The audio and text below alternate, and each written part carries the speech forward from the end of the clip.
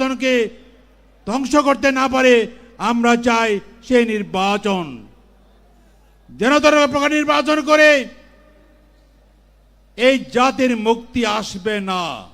আমরা চাই একটি সুন্দর নির্বাচন করার মাধ্যমে আমাদের প্রধান উপদেষ্টা প্রফেসর সাহেব যে ওয়াদা করেছেন, ঘোষণা দিয়েছেন, পৃথিবীর শ্রেষ্ঠতম নির্বাচন করতে চান। আমরা চাই আপনি আপনার কথা মতো সে কাজটি করার ব্যবস্থা গ্রহণ করুন, তাহলে জাতি জনগণ আপনার পক্ষে থাকবে, তারা সাহায্য করবে ইনশাআল্লাহ। প্রিয় ভাইরা আমার, আজকে প্রয়োজন দেশপ্রেমিক জনতার ঐক্য, জাতীয় ঐক্য। আজকে প্রয়োজন ইসলামপন্থী জনতার ঐক্য, ইসলামী ঐক্যের একান্ত প্রয়োজন। বাংলাদেশের বুকে ইসলামী জনতা যা ইসলামকে ভালোবাসে, নবীজিকে ভালোবাসে, যারা এদেশে ইসলামকে দেখতে চায় বিজয়ের আসনে, তারা ঐক্যবদ্ধ হবে, এগিয়ে আসতে হবে। ইসলামী ঐক্যের কোনো বিকল্প নাই। আমরা চাই আগামী দেশ, আগামী জাতি হবে ইসলামের দেশ, ইসলামের জাতি হবে। আমরা চাই ইনসাফের দেশ কায়েম হবে। আমরা চাই মানবী বাংলাদেশ গড়ে উঠবে। এই আশা প্রত্যাশা ব্যক্ত করে আমি শেষ করছি। আসসালামু আলাইকুম ওয়া রাহমাতুল্লাহি ওয়া বারাকাতুহু। সম্মানিত উপস্থিতি, আজকের এই জাতীয় সমাবেশে এখন বক্তব্য রাখবেন বৈষম্য বিরোধী আন্দোলনের অন্যতম সংগঠক, বাংলাদেশ জাতীয় নাগরিক পার্টি এনসিপির সদস্য সচিব জনাব আক্তার হোসেন। এখন বক্তব্য রাখবেন জনাব আক্তার হোসেন।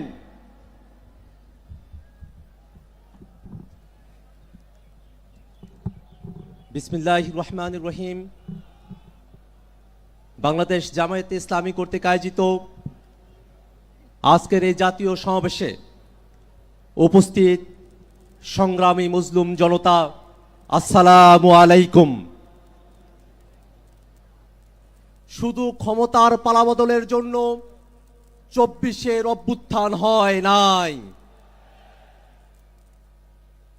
ক্ষমতার ভারসাম্য নিশ্চিত করে নতুন গণতান্ত্রিক বাংলাদেশ বিনির্মাণের জন্য 24-এর অভ্যুত্থানে আমরা অংশ নিয়েছিলাম। বাংলাদেশে শুধু নির্বাচন দিয়ে এদেশের গণতন্ত্রকে সুরক্ষা দেওয়া সম্ভব নয়। 14, 18, 24-এ নির্বাচন হয়েছে, কিন্তু বাংলাদেশের গণতন্ত্রকে সুরক্ষা দেওয়া সম্ভব হয় নাই। এদেশের গণতন্ত্রকে সুরক্ষা দিতে হলে নির্বাচনের পূর্বেই মৌলিক সংস্কার বাস্তবায়ন করতে হবে। ক্ষমতার ভারসাম্যের প্রশ্নে উচ্চ কক্ষে ভোটের অনুপাতে পিআর পদ্ধতিতে নির্বাচন আয়োজন করতে হবে। পিআর পদ্ধতিতে নির্বাচন হলে উচ্চ কক্ষ চাই না, এই বক্তব্য যারা দেয় তারা জাতির সঙ্গে প্রতারণা করে। ভাইরা আমার, এই বাংলাদেশের মানুষেরা দীর্ঘ সময় ধরে জেল, জুলুম, রিমান্ড, গুম, খুন, ক্রসফায়ার, আয়নাঘর, গণহত্যা, মানবতা বিরোধী অপরাধের মধ্য দিয়ে আমাদেরকে জীবন অতিবাহিত করতে হয়েছে। এই বাংলাদেশের মুসলমানরা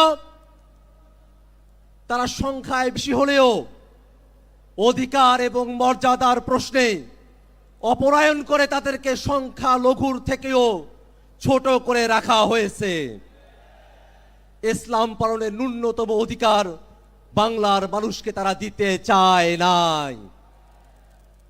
আমরা স্পষ্ট করে বলি, এই বাংলাদেশে ধর্ম পালনের কারণে কোনো মানুষের প্রতি আর কোনো জুলুম আমরা হতে দেব না।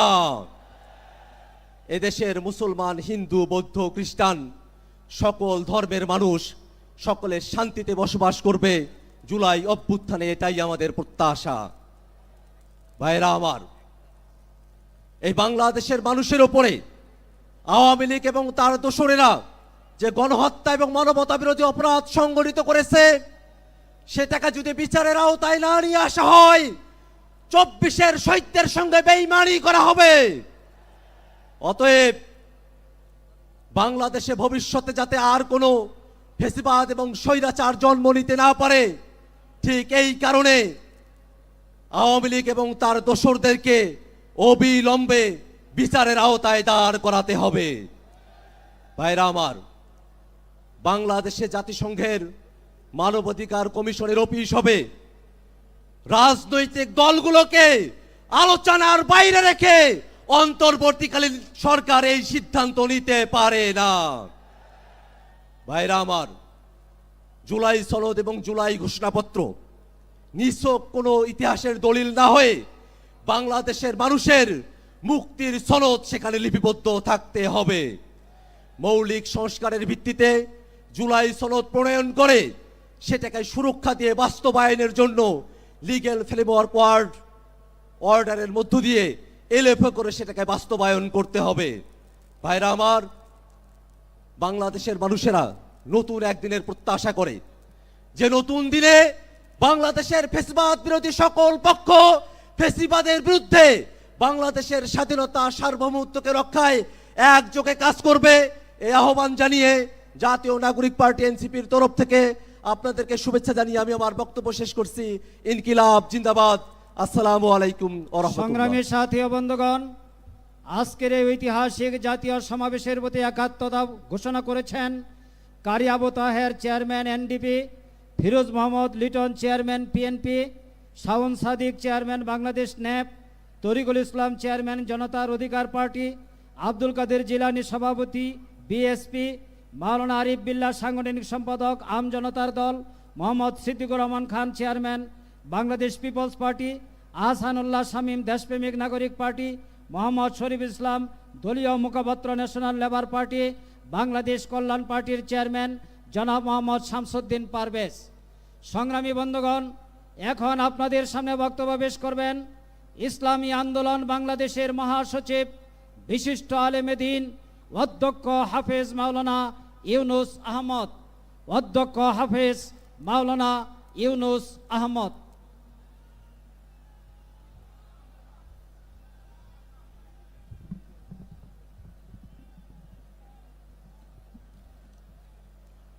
আসসালামু আলাইকুম রহমতুল্লাহি ওয়া বারাকাতুহু। নাহমাদুহু ওয়া নাশকুরুহু ওয়া নুসাল্লি আলা রাসূলিহিল কারীম। বাংলাদেশ জামাত ইসলামী আয়োজিত আজকের এই বিশাল জাতীয় সমাবেশের মহতারাম সভাপতি আমিরে জামাত ডাক্তার শফিকুর রহমান, জাতীয় নেতৃবৃন্দ, মুআজ্জাজ ওলামায়ে কেরাম, সুধী মণ্ডলী, সাংবাদিক বন্ধুগণ, সর্বস্তরের ভাইয়েরা, প্রথমেই পিসাব চরমাই তথা ইসলামী আন্দোলন বাংলাদেশ পক্ষের থেকে আপনাদেরকে সালাম জানাই। আর সাথে সাথে ধন্যবাদ জানাই বাংলাদেশ জামাত ইসলামীর পক্ষ থেকে আমাদেরকে দাওয়াত জানানো হয়েছে। আমাদের মহতারাম আমির দক্ষিণবঙ্গে রয়েছেন, নায়েবে আমির উত্তরবঙ্গে রয়েছে, আসতে পারেন নাই, আমরা এসেছি।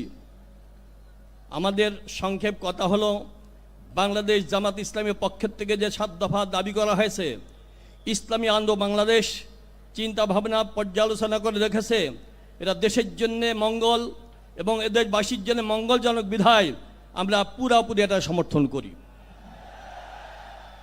সাথে সাথে স্মরণ করতে হয়, গত বছর এই মাসেই এই সময়ে বাতাসে বারুদের গন্ধ চলছিল এবং চতুর্দিকে গুলির আওয়াজ শোনা যাচ্ছিল, আহতদেরকে হসপিটালে নিয়ে দৌড়াদৌড়ি চলছিল, শহীদদেরকে নিয়ে কান্নাকাটি চলছিল।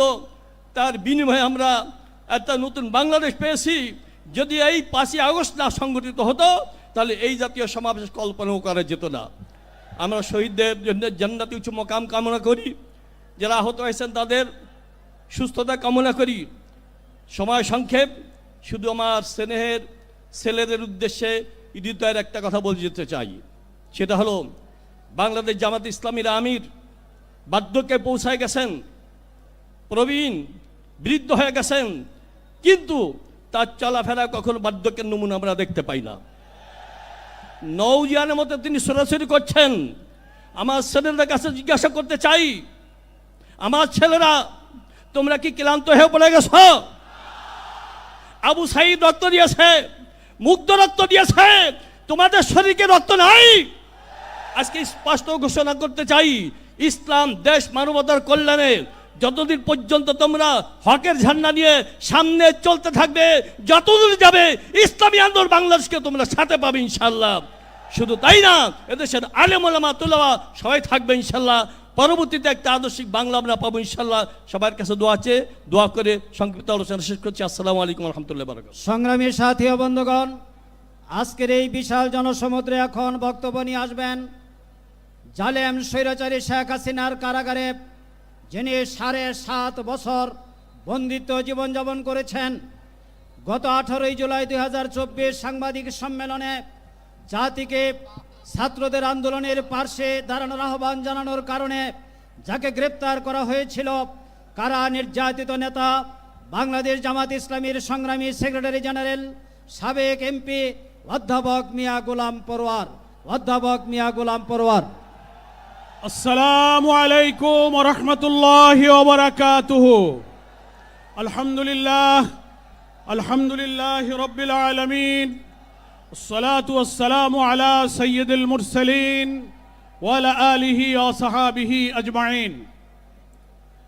বাংলাদেশ জামাত ইসলামীর ডাকে আজকের এই ঐতিহাসিক জনসমুদ্রের সংগ্রামী সভাপতি, বাংলাদেশের 18 কোটি মানুষের মুক্তির ঠিকানা, বাংলাদেশের মানুষের নন্দিত নেতা, মানবিক নেতা, নতুন বাংলাদেশের স্বপ্ন সারথী ডাক্তার শফিকুর রহমান, মঞ্চ উপস্থিত সম্মানিত জাতীয় নেতৃবৃন্দ, আমার প্রিয় দেশবাসী, আজকের এই জনসমুদ্র প্রমাণ করে 17-18 বছর ধরে জামাত ইসলামী তথা ইসলামী শক্তির উপরে যে অত্যাচার জুলুম নিপীড়ন হয়েছে, তার বিরুদ্ধে এই জনসমুদ্র হচ্ছে গণবিস্ফোরণের সৃষ্টি করেছে।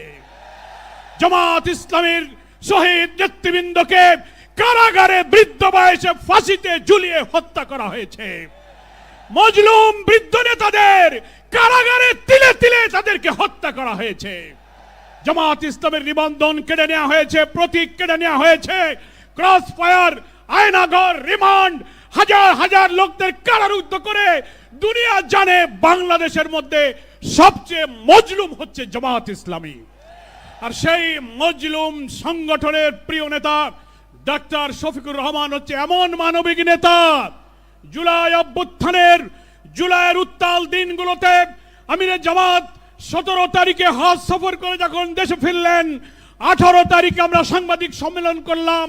সেই দিন রাতেই প্রতিদিন ছাত্র হত্যা হচ্ছে, আমিরে জামাত আমাদের ডেকে বললেন, যত লোক নিহত হচ্ছে, যত আহত হচ্ছে, এরা কোনো দলের নয়, সব শহীদ আমাদের শহীদ, সব আহত আমাদের আহত।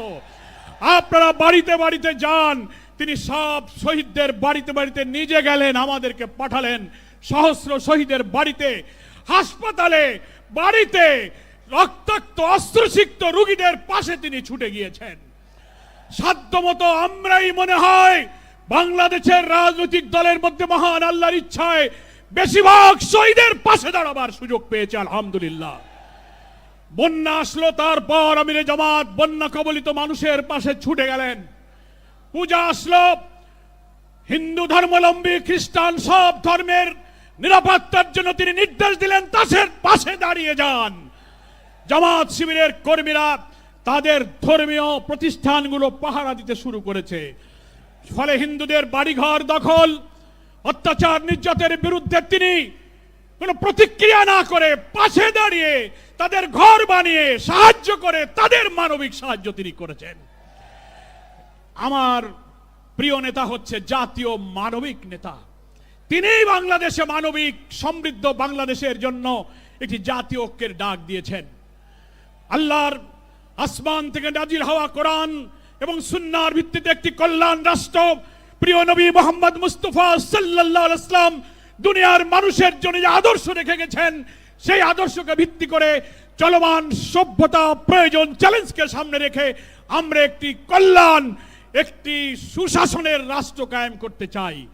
তাই আসুন ডাক্তার শফিকুর রহমানের ডাকে সাড়া দিয়ে জুলাই অভ্যুত্থানের চেতনাকে ধারণ করে আগামী নির্বাচনে দাড়িপাল্লার পক্ষে তরুণ প্রজন্মের প্রথম ভোট দাড়িপাল্লার পক্ষে হোক, এই স্লোগান তুলে নতুন বাংলাদেশ বিনির্মাণে আমরা ইসলামী এবং দেশপ্রেমিক শক্তিকে ঐক্যবদ্ধ করি। আল্লাহ হাফেজ। বাংলাদেশ জিন্দাবাদ। জামাত ইসলামী জিন্দাবাদ। আসসালামু আলাইকুম। সংগ্রামী ভাই এবং বন্ধুগণ, আজকের ঐতিহাসিক জাতীয় সমাবেশে এখনো বক্তব্য রাখবেন জাতীয় সংস্কার কমিশনে যিনি আমিরে জামাতের প্রতিনিধি হিসাবে ঐতিহাসিক ভূমিকা পালন করছেন, বাংলাদেশ ইসলামী ছাত্র শিবিরের সাবেক মেধাবী কেন্দ্রীয় সভাপতি, বাংলাদেশ জামাত ইসলামীর সম্মানিত কেন্দ্রীয় নায়েবে আমির, সাবেক এমপি, জননেতা জনাব ডাক্তার সৈয়দ আব্দুল্লাহ মোহাম্মদ তাহের, জনাব ডাক্তার সৈয়দ আব্দুল্লাহ মোহাম্মদ তাহের।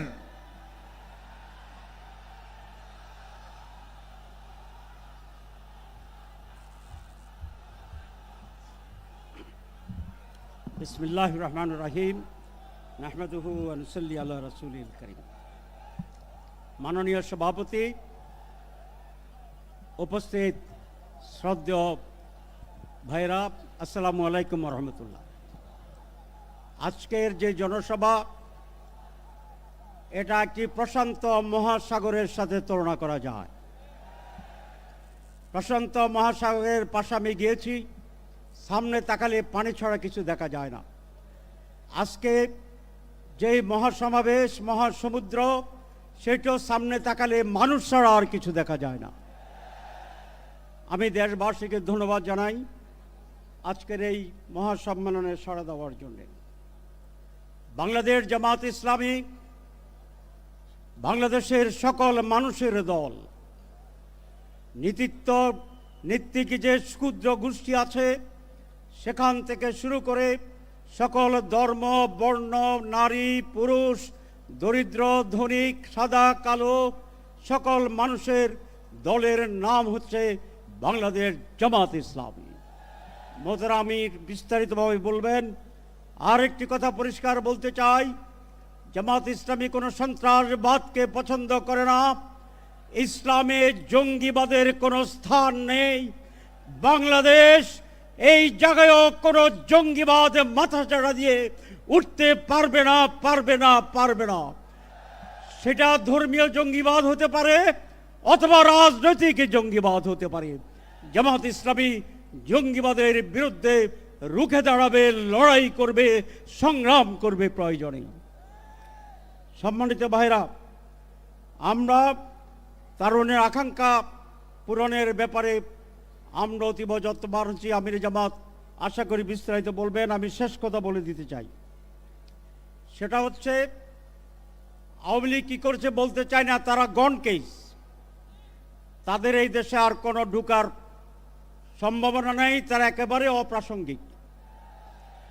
যেটা আজকে বলতে চাই, যে এই লড়াই সংগ্রামের মূল লক্ষ্য হচ্ছে নতুন বাংলাদেশ। 54 বছরের শাসনের যে বাংলাদেশ ছিল, 5 আগস্ট ছিল, সেই বাংলাদেশের যে পরিচালনা নেতৃত্ব, যে প্যাটার্ন, তার বিরুদ্ধেই চূড়ান্ত প্রত্যাখ্যানের বিপ্লব। আমরা নতুন বাংলাদেশ চাই, যারা পুরানো কায়দায় এই দেশে আবার শাসনকে ফিরিয়ে আনতে চায়, জনগণ তাদেরকে সেই সুযোগ দেবে না। এটা জনগণকে ভেবে দেখার জন্য আমি আহ্বান জানাচ্ছি। সংস্কার, লাস্ট পয়েন্ট। সংস্কার প্রত্যেকেই বলে মানি, কিন্তু মিটিংয়ে বসলে কেউ কেউ দেখি মানি না ভাব দেখাচ্ছেন। সমস্যাটা কোথায়? সংস্কার তো সকলের জন্য কল্যাণ। তাহলে যারা চান না, তাদের মতলব আছে। পিআর পদ্ধতিতে কেন্দ্র দখল হবে না, তাহলে মতলব পূরণ হবে না। পিআর পদ্ধতিতে টাকা দিয়ে ভোট কেনার কোনো সুযোগ নাই, সেই জন্য মতলব পূরণ হবে না। যেটা স্বচ্ছ নির্বাচন, তার বিরোধিতা করা মানে হচ্ছে নতুন বাংলাদেশ গড়ার ব্যাপারে তারা সিনসিয়ার নয়। আরেকটি কথা বলি, শেষ করি, যে অনেকে বলে যে সংস্কার হচ্ছে, এটার আইনগত ভিত্তি কিভাবে দেব? আগামী পার্লামেন্টে দেওয়া হবে। তাহলে আপনারা মনে করছেন আগামী পার্লামেন্টে আপনারা জিতবেন? নাকি দখল করবেন? সুতরাং এই সমস্ত কথা সমাজকে বিভ্রান্ত করবে। জামাত ইসলামী চায় আগামী নির্বাচন জনগণ জিতবে, জনগণ যাদেরকে ভোট দিবে তারা জিতবে। সোহরাওয়ার্দীর দুটা মহাসমাবেশ কারা জিতবে এই মেসেজ কি পাওয়া যাচ্ছে না? ইনশাআল্লাহ বাংলাদেশ পন্থীরাই জিতবে, চাঁদাবাজ বিরোধীরাই জিতবে, সুশাসনের পক্ষের শক্তি জিতবে ইনশাআল্লাহ। আইন জিয়াউর রহমান দুটা অধ্যাদেশ দিয়েছিলেন তার সবে 1977 সালে, একটি সামরিক বাহিনীর সামরিক শাসনের কিছু অংশ। সেখান থেকে উনি যখন রাজনীতি করার সিদ্ধান্ত নিলেন তখন একটা গণভোট করেছিলেন। তারপরে যখন আবার পার্লামেন্ট ইলেকশন করার সিদ্ধান্ত নিয়েছিলেন 77 সালে অধ্যাদেশের মাধ্যমে সেইটাকে জাহেজ করে ইলেকশন করে পরবর্তী নির্বাচনে রেটিফাই করা হয়েছিল। এই জন্য এই জুলাই সনদ যেটা হবে সেইটি একটি অধ্যাদেশের মাধ্যমে লিগ্যাল প্রেম দিয়ে যারা জিতবেন তারা পার্লামেন্টে এটাকে রেটিফাই করবেন। এইটা হচ্ছে আইনগত সিদ্ধান্ত এবং ভিত্তি। এর ব্যর্থ হলে এইটি বাংলার জনগণ মানবে না। ধন্যবাদ। সংগ্রামী বন্ধুগণ, এখন বক্তব্য রাখবেন শাপলা গণহত্যার নির্মম শিকার হয়েছিল যে সংগঠন হেফাজত ইসলাম বাংলাদেশের সংগ্রামী নায়েবে আমির বিশিষ্ট আলেমে দ্বীন মাওলানা মহিউদ্দিন রব্বানী। মাওলানা মহিউদ্দিন রব্বানী। বিসমিল্লাহির রহমানির রহিম।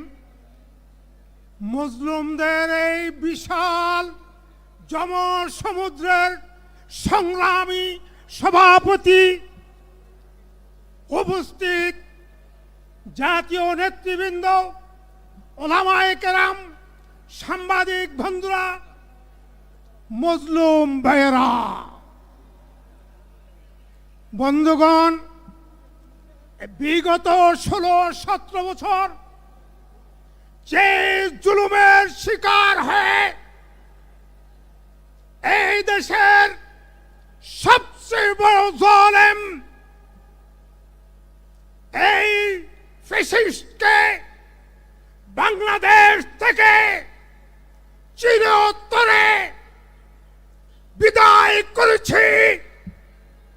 ইনশাআল্লাহ সামনেও সকল জাতীয় নেতৃবৃন্দ আছেন এবং যারা উপস্থিত হন নাই, সকল দল মত নির্বিশেষে সকলকে বলবো ঐক্য থাকেন, ঐক্যবদ্ধ হন, ঐক্যর বিকল্প কোন শক্তি নেই। খবরদার, আপনাদের এই বিশৃঙ্খলা অনৈক্যের কারণে যদি ফ্যাসিস্ট সরকার, ফ্যাসিস্টরা আবারও কিছু করে পেলে তার সকল দায় দায়িত্ব আপনাদেরকে নিতে হবে। বক্তব্য রাখতে হলেই বক্তব্য রাখবেন শালীনতা বজায় রেখে। ইসলামী শক্তিকে ঐক্যবদ্ধ থাকতে হবে। হেফাজতের 13 সালের হত্যার জন্য বিচারের কমিশন এর দাবি জানাচ্ছি এবং হেফাজতের মামলা প্রত্যাহার করতে হবে এবং এই সরকারকে এত বড় ক্ষমতা দিই নাই কেয়ারটেকার আজকে বাড়ির মালিক হইয়া আজকে আমাদের দেশে জাতীয় সংঘের মানবাধিকার কমিশন, এটা আমরা মানব না, মানি না, মানব না। 16 বছর কোথায় চিলে গাদায় কি করছে সেটার মধ্যে মানবাধিকার প্রতিষ্ঠাতা করতে পেরেছ। তাই মানবাধিকারের নামে কোন কোরআন সুন্নাহ বিরোধী কোন কর্মকাণ্ড এদেশে আমরা বরদাস্ত করব না। কাদিয়ানীকে রাষ্ট্রীয়ভাবে অমুসলিম ঘোষণা করতে হবে। কোরআন সুন্নাহ বিরোধী কোন আইন করা যাবে না। এর জন্য ঐক্য থাকতে হবে ইনশাআল্লাহ।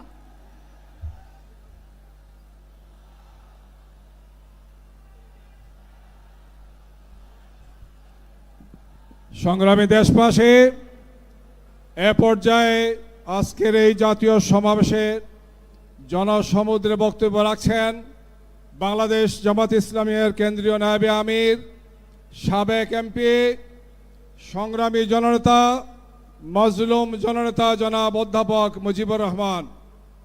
জনাব অধ্যাপক মুজিবুর রহমান।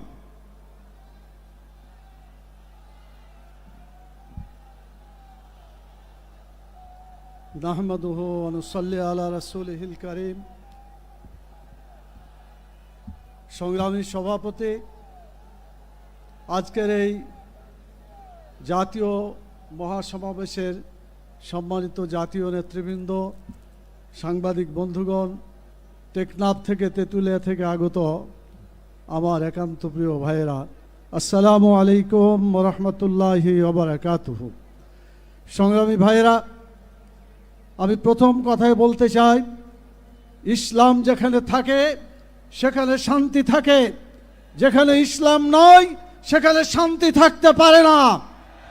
সেখানে দুর্নীতি বাসা বাঁধে, মুনকার ফিতনা ফাসাদ বাধা বাঁধে। আপনারা দেখেছেন পাকিস্তানের 24 বছর আর বাংলাদেশের 54 বছর যোগ করলে হয় 78 বছর। এই 78 বছরের ইতিহাসে জাতীয় সংসদে ইসলাম যেতে পারে নাই, কোরআনের আইন একটাও চালু হয় নাই। সেজন্য এদেশের মানুষ শুধু অশান্তি, দুর্নীতি আর সমস্ত ধরনের দুঃখ কষ্ট দেখেছে। আমি আপনাদের জিজ্ঞাসা করতে চাই, আপনারা কি দুঃখ কষ্ট আর চলতে দিতে চান? যদি না চান, আগামী দিনের জাতীয় সংসদে শুধুমাত্র ইসলাম চলবে, কোরআন এবং সুন্নাহর আইন চলবে। মানুষের তৈরি করা কোনো মতবাদকে জাতীয় সংসদে আর যেতে দেওয়া যাবে না। এটা যদি আপনারা করতে পারেন, আমরা সুখে এবং শান্তিতে বসবাস করব। রাসূল সাল্লাল্লাহু আলাইহি ওয়াসাল্লাম বলেছেন, অন্যায় দেখলে হাত দিয়ে প্রতিহত করো, না পারলে পারে মুখ দিয়ে চিৎকার করো, না পারলে অন্তর থেকে প্রচেষ্টা চালিয়ে যাও। আমরা অন্তর দিয়ে অনেক দিন প্রচেষ্টা চালিয়েছি, এখন চিৎকার করার সময় এসেছে। আমাদের এখন শক্তি দিয়ে অন্যায়কে, দুর্নীতিকে প্রতিরোধ করার সময় এসেছে। আপনারা কি রাজি আছেন প্রতিরোধ করতে? সেজন্য হাদিসের পরিভাষা অনুযায়ী আসুন আমরা অন্যায়কে প্রতিরোধ করার জন্য এগিয়ে যাই। আজব এই বাংলাদেশ, এখানে চাঁদা না দিলে জীবন শেষ। আমরা এমন একটি বাংলাদেশ করতে চাই, আগামীর বাংলাদেশ চাঁদা চাইলে জীবন শেষ। এই আইন চালু করতে হবে, তাহলে চাঁদা বন্ধ হয়ে যাবে। ঘুষ মানুষের দুর্নীতির অন্যতম উৎস। রাসূল সাল্লাল্লাহু আলাইহি ওয়াসাল্লাম বলছেন, ঘুষ যে দেয়, ঘুষ যে নেয়, উভয় জাহান্নামে। এই জাহান্নামের হাত থেকে বাঁচানোর জন্য যারা এই ঘুষ চাইবে, তার জবাব হচ্ছে, ঘুষ চাইলে মারবেন ঘুষি, জনগণ হবে খুশি। আপনারা কি পারবেন? ঘুষ চাইলে ঘুষি মারতে পারবেন? তাহলে ওই হাত দিয়ে, শক্তি দিয়ে প্রতিরোধ করা হবে। তবে আমরা বিশ্বাস করি আইনসম্মতভাবে, রাষ্ট্রীয়ভাবে আল্লাহর আইন চালু হবে। শক্তি দিয়ে অন্যায়কে, ফিতনাকে, দুর্নীতিকে চিরদিনের জন্য স্তব্ধ করে দিতে হবে। আপনারা কি রাজি আছেন? যারা যারা রাজি আছেন, দুই হাত তুলে আল্লাহর কাছে দেখান। আল্লাহ তাআলা, তুমি বাংলাদেশকে দুর্নীতিমুক্ত দেশে পরিণত করো, তোমার আইনকে বাংলাদেশে তুমি চালু করে দাও। রব্বানা তাকাব্বাল মিন্না ইন্নাকা আনতাস সামিউল আলিম। আসসালামু আলাইকুম ওয়া রাহমাতুল্লাহি ওয়া সংগ্রামী সাথী ও বারাকাতুহু। বন্ধুগণ, আজকের এই ঐতিহাসিক জনসমুদ্রে এই মঞ্চে উপস্থিত আছেন শহীদ মাওলানা মতিউর রহমান নিজামীর পুত্র ব্যারিস্টার নাজিবুর রহমান মোমেন, যিনি বক্তব্য দিয়েছেন। কারাগারে মৃত্যুবরণকারী শাইখুল হাদিস শহীদ মাওলানা আবুল কালাম মোহাম্মদ ইউসুফ, জামাত ইসলামীর সাবেক নায়েবে আমিরের পুত্র জনাব এ.কে.এম মাহবুবুর রহমান উপস্থিত আছেন। বিশ্ববরেণ্য মুফাসসিরে কোরআন, কোরআনের পাখি, বাংলাদেশের মানুষের হৃদয়ের স্পন্দন, যাকে কারাগারে আটক রেখে চিকিৎসা বঞ্চিত অবস্থায় চিকিৎসার নামে প্রহসন করে হত্যা করা হয়েছে আল্লামা দেলোয়ার হোসেন সাঈদীর পুত্র শামীম সাঈদী এবং মাসুদ সাঈদী। উপস্থিত আছেন শহীদ সেক্রেটারি জেনারেল জনাব আলী হাসান মোহাম্মদ মুজাহিদের পুত্র আলী আহমদ তাহকিক এবং আলী আহমদ মাবরুর। উপস্থিত আছেন এই স্বৈরাচারী সরকারের প্রথম শহীদ, যাকে ফাঁসি দিয়ে হত্যা করা হয়েছে, শহীদ আব্দুল কাদের মোল্লার পুত্র হাসান জামিল এবং হাসান মওদুদ। উপস্থিত আছেন বাংলাদেশের অর্থনৈতিক উন্নয়নের রূপকার শহীদ মীর কাসেম আলীর পুত্র ব্যারিস্টার আহমদ বিন কাসেম আরমান, যাকে আয়নাগরে সুদীর্ঘ 8 বছর আটক রাখা হয়েছিল। আরও উপস্থিত আছেন সাত থেকে ফেলে জালেম স্বৈরাচার যাকে হত্যা করেছে শহীদ ডাক্তার ফয়েজ আহমদের পুত্র হাসান আল বান্না এবং বেলাল আহমদ। সংগ্রামী বন্ধুগণ, এখন বক্তব্য পেশ করবেন জালেম স্বৈরাচার যাকে 14 বছর কারাগারে আটক রেখেছিল, যাকে মিথ্যা মামলা দিয়ে মৃত্যুদণ্ডে দণ্ডিত করেছিল বাংলাদেশের সর্বোচ্চ আদালত আপিল বিভাগ, যাকে নির্দোষ ঘোষণা করেছে, যার বিচারের নামে প্রহসন করে বলা হয়েছে সেই মজলুম জননেতা বাংলাদেশ জামাতে ইসলামের নির্বাহী পরিষদ সদস্য জনাব এটিএম আজহারুল ইসলাম। জনাব এটিএম আজহারুল ইসলাম।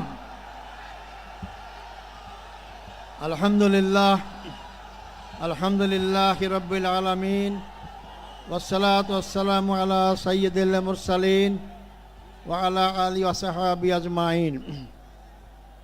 আজকের এই বিশাল জনসমুদ্রের সম্মানিত সভাপতি, বাংলাদেশ জামাত ইসলামের সম্মানিত আমির ডাক্তার শফিকুর রহমান, অন্যান্য রাজনৈতিক দলের নেতৃবৃন্দ, জামাত ইসলামের নেতৃবৃন্দ, সাংবাদিক বন্ধুগণ, উপস্থিত ভাই ও বন্ধুগণ, আসসালামু আলাইকুম রহমতুল্লাহি ওয়া বারাকাতুহু। আপনারা অধীর আগ্রহে বসে আছেন আমাদের সম্মানিত আমিরি জামাতের বক্তব্য শোনার জন্য। তিনি দিক নির্দেশনা দেবেন। এজন্য আমি খুব সংক্ষিপ্ত সময় আপনাদের সামনে দু একটি কথা বলবো ইনশাআল্লাহ।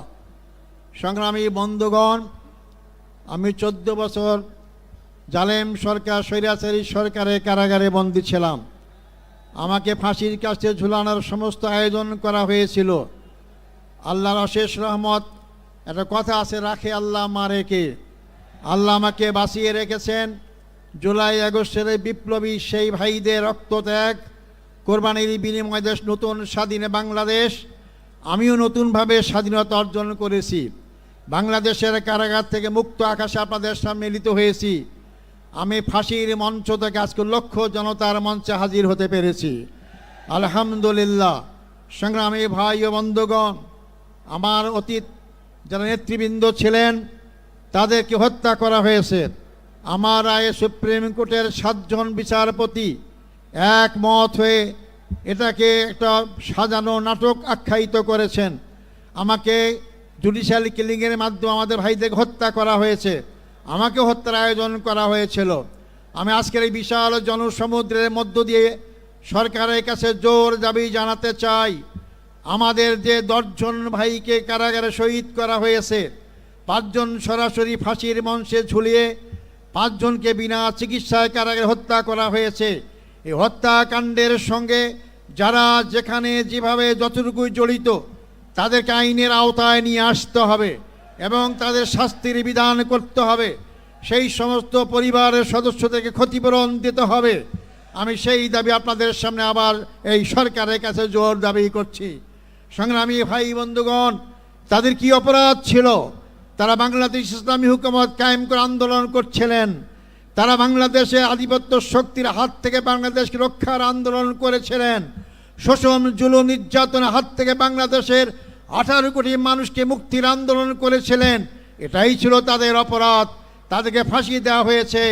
ফাঁসির মাধ্যমে তারা মনে করেছিল বাংলাদেশের জামাত ইসলামীর আন্দোলনকে স্তব্ধ করা যাবে, নিশ্চিহ্ন করা যাবে। আজকে 15.5 বছর পর এই লক্ষ লক্ষ লোকের সমাবেশ কি প্রমাণ করে না ইসলামী আন্দোলনকে হত্যা, ইসলামী আন্দোলনকে ফাঁসি, নির্যাতন করে নিশ্চিহ্ন করা যায় না? বরং আমি বলি, ইসলামী আন্দোলন হচ্ছে একটি খরস্রোতা নদীর মতো। নদীর সামনে যে নামেই আপনি বাঁধ দেন না কেন, খরস্রোতা নদীর পানি তীব্র গতিতে সামনে অগ্রসর হয়, বাঁধে ভেঙ্গে সামনে যেতেই থাকে। আমাদের সামনে নেতাদের হত্যা করে হোক, 71-এ বয়ান করে হোক, যে নামেই আমাদেরকে বাঁধ দিয়ে আমাদেরকে আটকাবার ব্যবস্থা করা হয়েছিল, কোনো শক্তি সেই বাঁধে আমাকে আটকাতে পারে নাই। আজকে জামাত ইসলামী সামনে অগ্রসর হচ্ছে। যারা বলেছিলেন যে আমাদের বেটি শাকের বেটি বাংলা দেশ থেকে পালায় না, আজকে কারা পালিয়েছে? জামাত ইসলামী নেতৃবৃন্দ পালায় নাই। মীর কাসিম আলী সাহেব আমেরিকায় ছিলেন, তিনি বাংলাদেশে এসেছেন, তাকে গ্রেপ্তার করা হয়েছে, ফাঁসি দেওয়া হয়েছে। আর যাদের ঠিকানা অন্য দেশে তারাই পালিয়ে গিয়েছে। বাংলাদেশের জামাত ইসলামীর ভিত্তি জনগণের শিকড়ে গঠিত রয়েছে। আমাদেরকে উপড়ে ফেলতে কেউ পারবেন না। যা উপড়ে ফেলার চেষ্টা করবেন তাদের দাঁত ভেঙে যাবে, জামাত ইসলামীর কিছুই হবে না ইনশাল্লাহ। সংগ্রামী ভাই বন্ধুগণ, আমি শেষ কথা বলতে চাই, 54 বছরে বাংলাদেশে দেখলাম, এই 54 বছরে বাংলাদেশের ভাগ্যের পরিবর্তন হয় নাই। জনগণের নেতার পরিবর্তন হয়েছে, তাদের অনেক বাড়িগাড়ি হয়েছে, জনতার পরিবর্তন হয় নাই।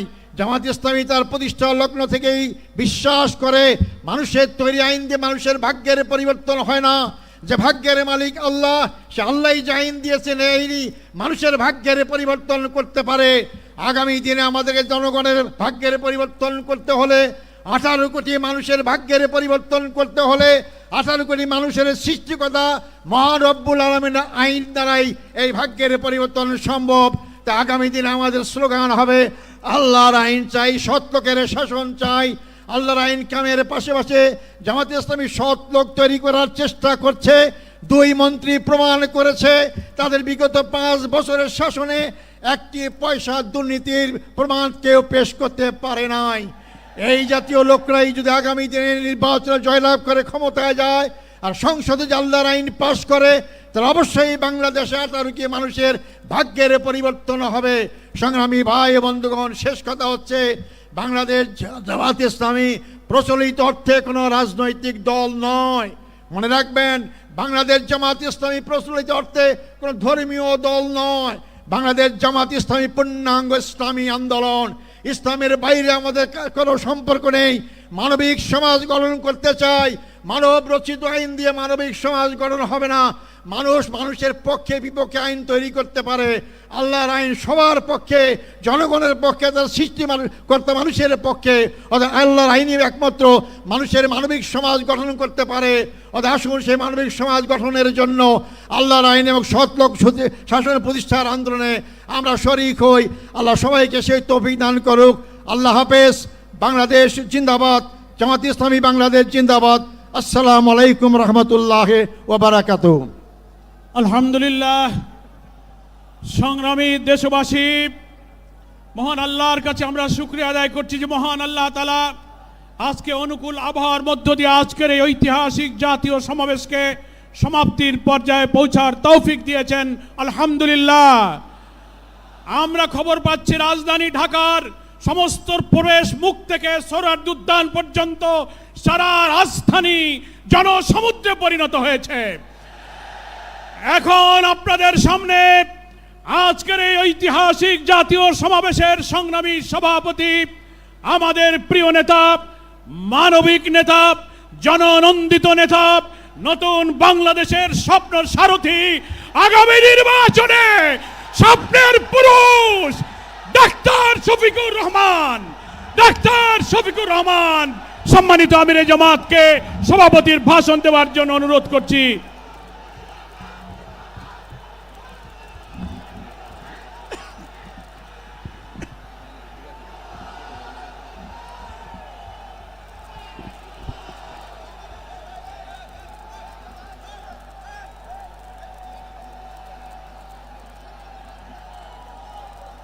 আসসালামু আলাইকুম ওয়া রাহমাতুল্লাহ।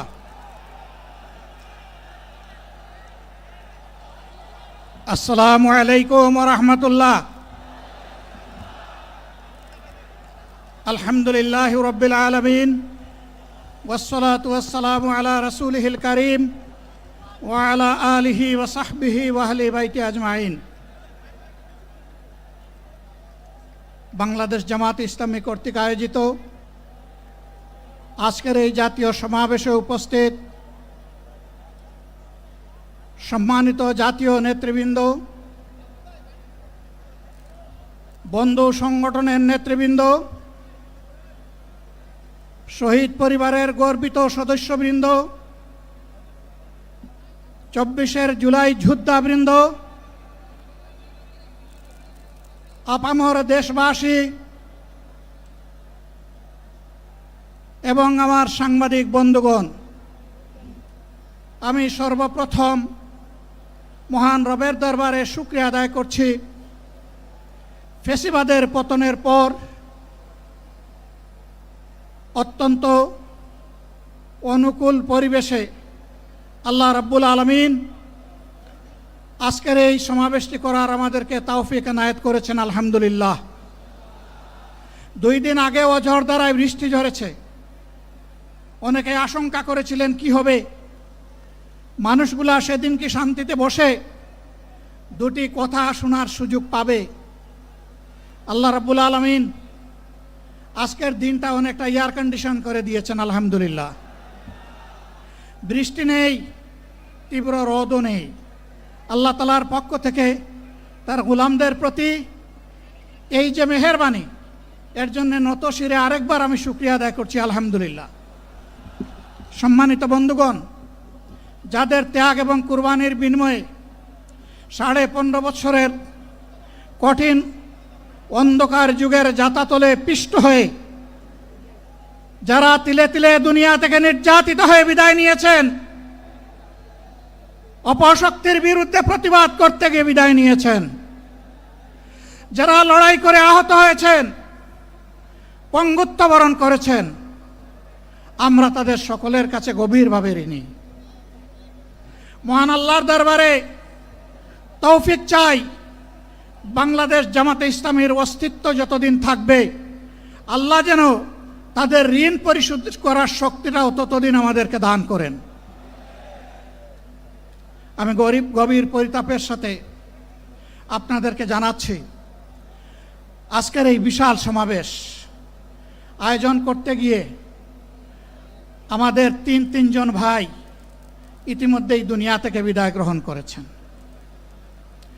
খুলনার দাবকুপ উপজেলার আমির জনাব মৌলানা আবু সাইদ বিদায় নিয়েছেন। পাবনার বয়োজ্যেষ্ঠ একজন মুরব্বী জনাব মুস্তাফিজুর রহমান, তারা এই আয়োজনে আসতেই পারেননি।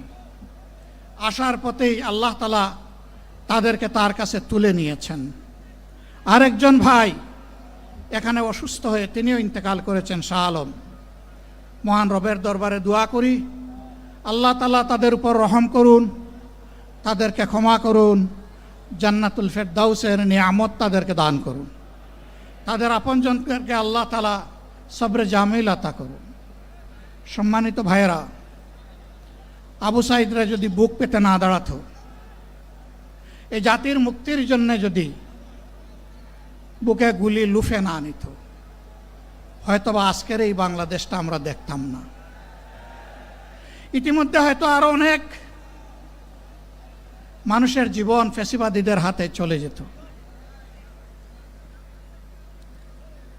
24-এ জীবন বাজি রাখা এই যুদ্ধটা যদি না হতো,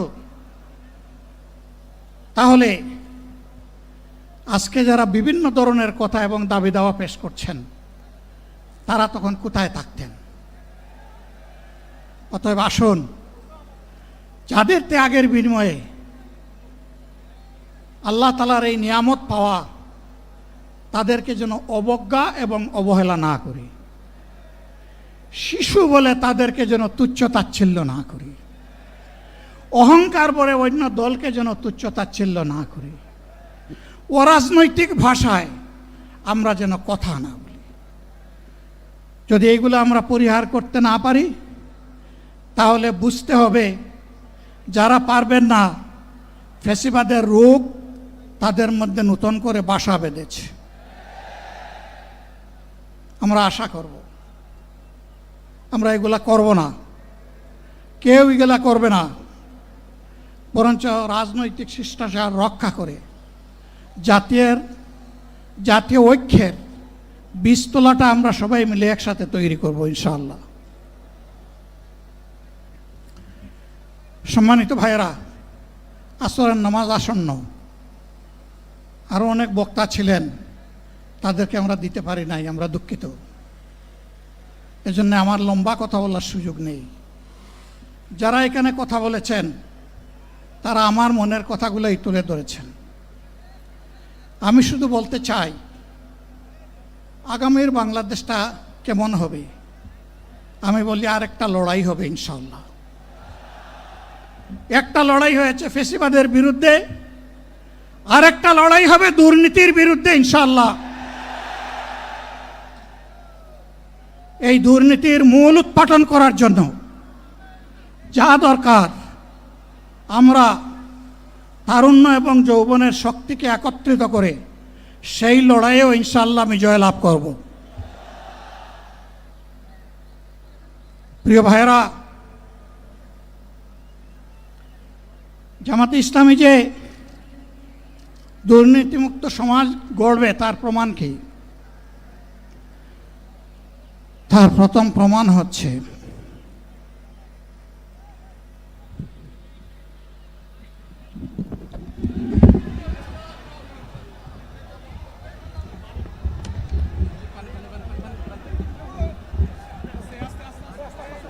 আপনারা অবস্থান করুন যার যার জায়গায়। আপনাদের সবকিছু দেখার কেউ জায়গা স্থান পরিবর্তন করবেন না, সবাই জায়গায় থাকেন, সবাই তার নিজ নিজ জায়গায় অবস্থান গ্রহণ করেন, সবাই তার নিজ নিজ জায়গায় অবস্থান গ্রহণ করেন। আপনারা নিজ নিজ জায়গায় থাকুন, প্রয়োজনীয় দিক নির্দেশনা দেওয়া হবে। আপনাদের উত্তেজিত উদ্বেলিত হওয়ার কোনো কারণ নেই। মহান রাব্বুল আলামিনের একান্ত মেহেরবানিতে আমাদের প্রোগ্রাম আলহামদুলিল্লাহ, শুকরান, আলহামদুলিল্লাহ কাসিরান। সম্মানিত ভাইয়েরা,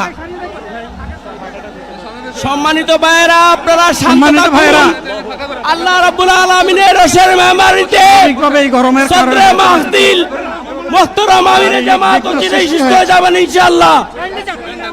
আমি আল্লাহ তাআলার শুকরিয়া আদায় করি, আল্লাহ তাআলার শুকরিয়া আদায় করি আবার আপনাদের সামনে দাঁড়াতে পেরেছি। আমি বলেছিলাম দুর্নীতিমুক্ত বাংলাদেশ ইনশাআল্লাহ সবাইকে নিয়ে আমরা গড়ব। আমরা কথা দিচ্ছি, বাংলাদেশ জামাত ইসলামী যদি আল্লাহ তাআলার মেহেরবানি এবং সরকার জনগণের ভালোবাসা নিয়ে সরকার গঠন করে, তাহলে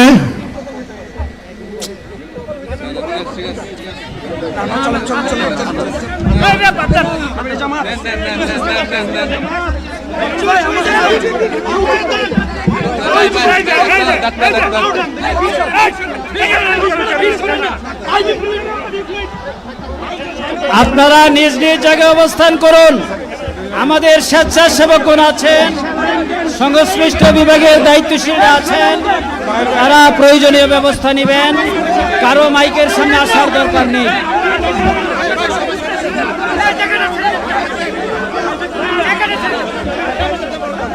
আপনারা অবস্থান করুন নিজ নিজ জায়গায়।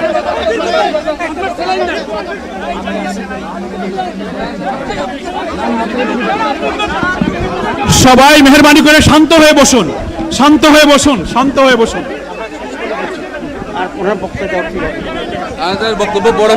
আপনারা সকলে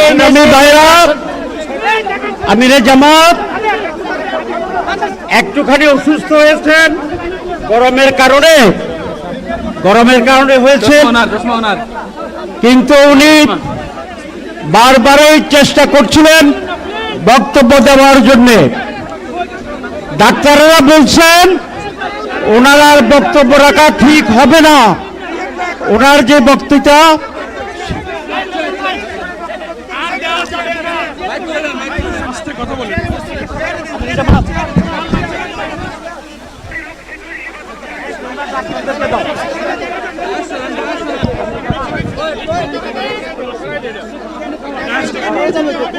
আপনারা নিজ নিজ আসনে উপবেশন করুন।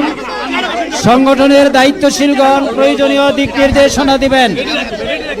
আপনাদেরকে নিজ নিজ জায়গায় অবস্থান করার জন্য অনুরোধ করা হচ্ছে। আচ্ছা দেন না এখানে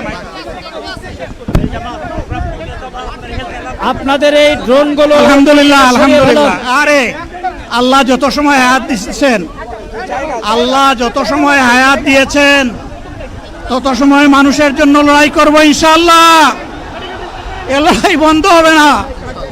বাংলার মানুষের মুক্তি অর্জন হওয়া পর্যন্ত আমাদের লড়াই অব্যাহত থাকবে।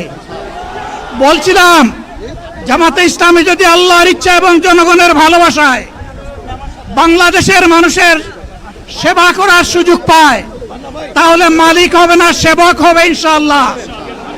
আজ আমি ঘোষণা দিচ্ছি, লক্ষ জনতাকে সাথে নিয়ে বাংলাদেশ জামাতে ইসলামী থেকে যারা আগামীতে সংসদ সদস্য হিসাবে নির্বাচিত হবেন, আরে আপনারা কথা বন্ধ করেন, আপনারা কথা বন্ধ করেন, সবাই বসে পড়েন, সবাই বসেন, বসেন, কেউ দাঁড়াবেন না, সবাই বসেন।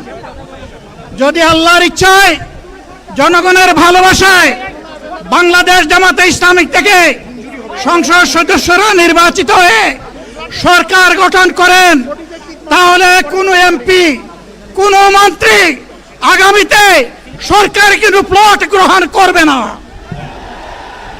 কোনো এমপি এবং কোনো মন্ত্রী ট্যাক্সবিহীন কোনো গাড়ি চড়বে না। কোনো এমপি এবং কোনো মন্ত্রী তার নিজের হাতে কোনো টাকা চালাচালি করবে না। কোনো এমপি এবং কোনো মন্ত্রী যদি তার নির্দিষ্ট কোনো কাজের জন্য বরাদ্দ পেয়ে থাকেন, কাজ শেষ হওয়ার সাথে সাথে বাংলাদেশের 18 কোটি মানুষের কাছে তারা তার প্রতিবেদন তুলে ধরতে বাধ্য হবেন। সম্মানিত বন্ধুগণ, চাঁদা আমরা নিব না, দুর্নীতি আমরা করব না, চাঁদা আমরা নিতে দেব না, দুর্নীতি আমরা সহ্য করব না। এই বাংলাদেশটাই আমরা দেখতে চাই। যুবকদেরকে আমরা স্পষ্ট ভাষায় বলতে চাই, বন্ধুগণ, তোমাদের সাথে আমরা আছি। আমি আজকে জামাতের আমির হিসাবে এখানে কথা বলতে আসিনি। আমি এসেছি বাংলাদেশের 18 কোটি মানুষের একজন হয়ে কথা বলতে। আমি শিশুদের বন্ধু, আমি যুবকদের ভাই,